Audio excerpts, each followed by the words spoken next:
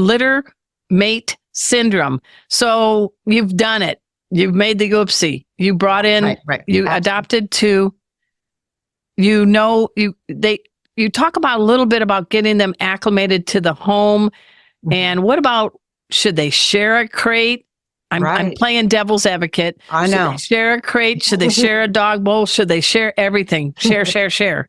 Right. Great question. The quick answer is no. No. And I'll also say too that families have often adopted two puppies and they've already gone down the road with it and they're not in a position to rehome one of them. No. And we totally understand when that happens. So the first thing we do is we try to prevent this from happening. But once it's happened and folks are down the road with it, we are very happy, as I know other trainers are, to help people work through this. There are things we can do to minimize the impact, but that would be great. I'm going to be honest with you. Even when I see families who are really doing all the things, typically those puppies never reach the potential of what they would have if they'd been raised individually. But we can avoid some of the more serious consequences by taking these steps. So it really gets to the point that you were making, Arden, is the sharing piece needs to not happen. Don't share. Right. So what do you do? So, pups need to sleep in a safe place. They need to eat good food. What's some at-home tips? Oh my gosh. So the crating one is a hard one because puppies crated together are going to sleep better. And so it's so tempting. This bond that forms, sleeping together, is a big piece of it. And so they need to be in separate crates. If when they first got home from the breeder, perhaps a night or two in the same crate to help with that transition, but then we've got to get them in separate crates. And we can start with those crates being right beside each other. So wire crates that are actually touching each other would be a great first step. And having a snuggle puppy or some other large stuffed toy in each crate where the pup does have something to sleep against seems to help them sleep better through the night. I like that. Okay. Yeah. So when they partially wake up in the middle of the night, they kind of feel something next to them, can really help them fall back asleep. And then as over time, we're going to separate those crates by more and more until they land at least across the room from each other, if not in separate rooms. Wow. Okay. What about mealtime? I have 6 pets and there are 6 bowls separated without direct viewing of others. It's cute, but no. What about the bowl? Right. So we completely agree. And I really do prefer that dogs get to eat not in line of sight to another dog. Yeah. It just helps with them being able to eat in peace and to not start resource guarding and all kinds of things. Everybody deserves to eat their meal in peace. So yes, separated is the way to go. Well, here's one. Maybe you taught me, I'm not sure, but everybody watches HGTV and everybody wants a kitchen island. I, as a person celebrating dogs, say, use that to your advantage because you have 4 places to put each bowl with visual barrier and you can hang out. Yes, absolutely. They don't have to see each other. And sometimes we even need to put a gate or a door in between dogs. But at least breaking line of sight is absolutely the way to go. All right. It's time for a walk.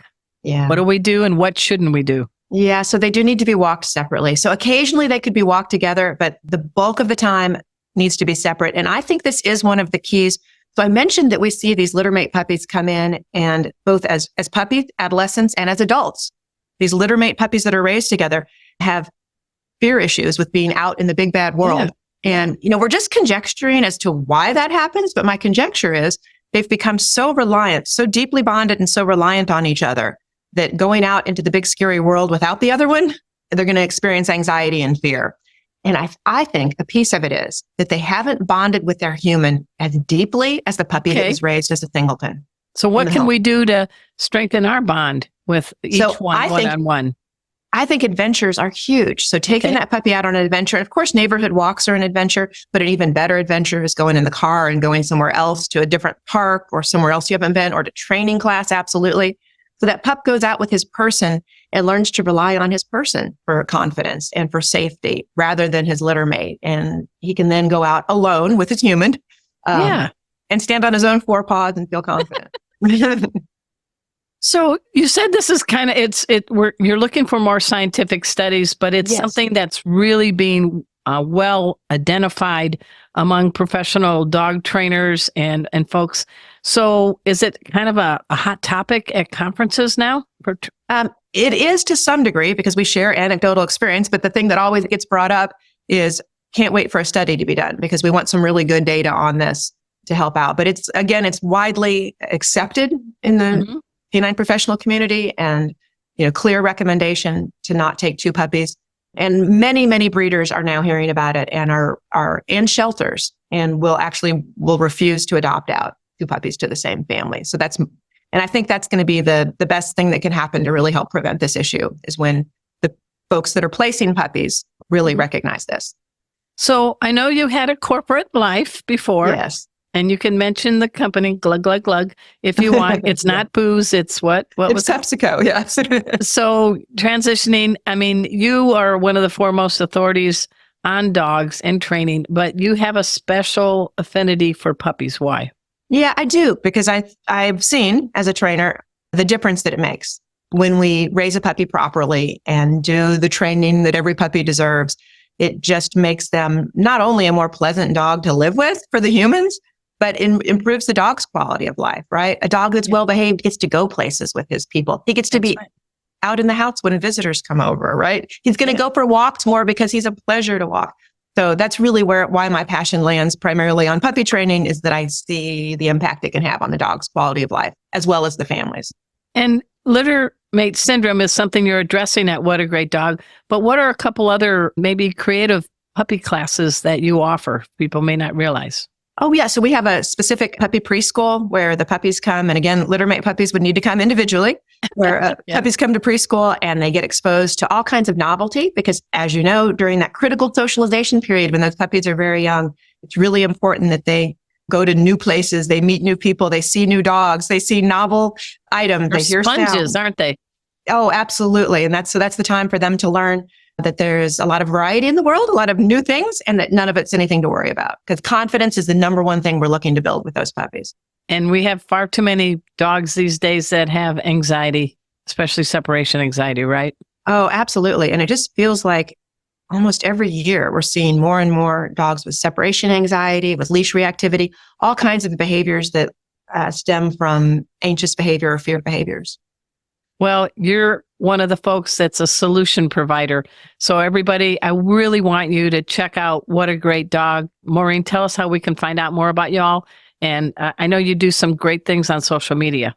Yeah, thank you. So our website is whatagreatdog.com, and we do offer online classes as well. So those of you that aren't in the Dallas area, we have an online puppy seminar that gets rave reviews that I'm really proud of. And so anyone thinking about getting a puppy or who's recently gotten a puppy, I'd encourage you to go and take that online seminar. And of course, we're also on Facebook and Instagram. What a Great Dog. You have to do a shout out to your personal pups. Who are they? Oh, thank you. So yeah, I have 3 in my household and 1 kitty cat, but the 3 dogs are Zeke, Rue, and Jax. The cat's raising a paw. Veronica. The cat's Veronica. Veronica? Yes. How did that happen? There was an Archie too, so it was kind of a comic book related naming thing that was happening there for a little while. So yes. Well, and finally, what is something that a dog has done that's made you a better human, Maureen? Oh my gosh, that's an interesting question. The unconditional love, I would think, would be the kind of the obvious, and the answer that fits most is that you can always count on that. And that's a pretty cool thing. Thanks so much for making our tails wag by watching this guest interview from Arden Moore's Four-Legged Life.